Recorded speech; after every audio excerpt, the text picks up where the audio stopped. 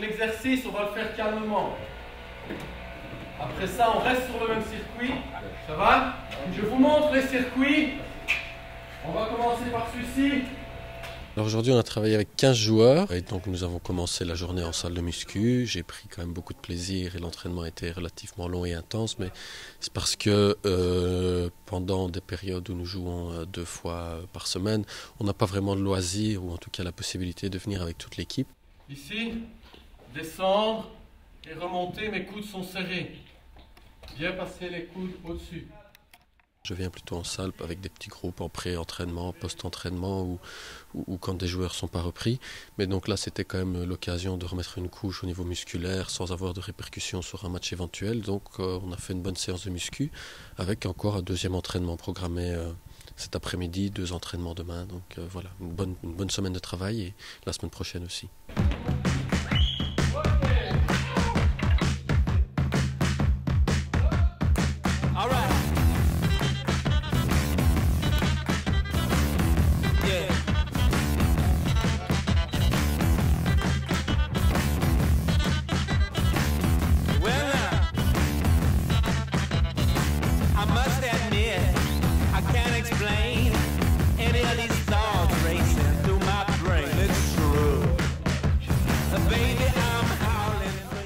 La raison de planifier des entraînements biquotidiens, c'est parce que tout simplement on ne peut pas souvent le faire étant donné qu'on est beaucoup en récupération de matchs et en préparation de matchs suivants.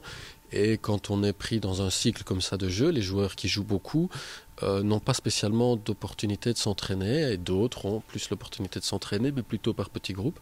Donc ici en fait quand on a une trêve internationale, on veille à pouvoir reprogrammer un petit peu tout ce qui doit être reprogrammé, que ce soit le coach avec ce qu'il doit faire au niveau tactique, au niveau technique ou moi avec ce que je dois faire au niveau physique.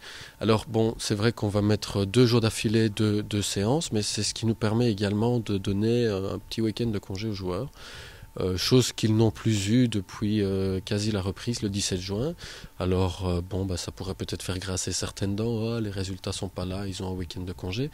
Mais il faut aussi penser que la performance sportive à haut niveau, c'est à la fois du technico-tactique pour la spécificité du sport, du physique, mais il y a aussi du mental. Et quand les gens ont une famille, des familles des fois qui sont un peu loin ou des amis à voir, ça leur permet de le faire parce que le sport de haut niveau avec des matchs le week-end et des matchs en semaine, ça vous coupe de toute vie sociale et la vie sociale, l'équilibre social ou l'équilibre familial participe à l'épanouissement du sportif et donc à long terme à pouvoir performer. Ici, c'est vrai qu'on vient de passer un match un peu chahuté pour différentes raisons contre le club de Bruges. Alors on a des statistiques pour les matchs et quand on regarde les statistiques, c'est sûr que en distance totale, donc avec un joueur de plus, ils ont plus couru que nous, mais par contre quand on regarde plutôt les hautes intensités, nos joueurs sont vraiment allés dans leur dernier tranchement pour avoir des statistiques de l'équipe qui collent presque à celles des statistiques de Bruges, qui pour moi est une équipe bien préparée.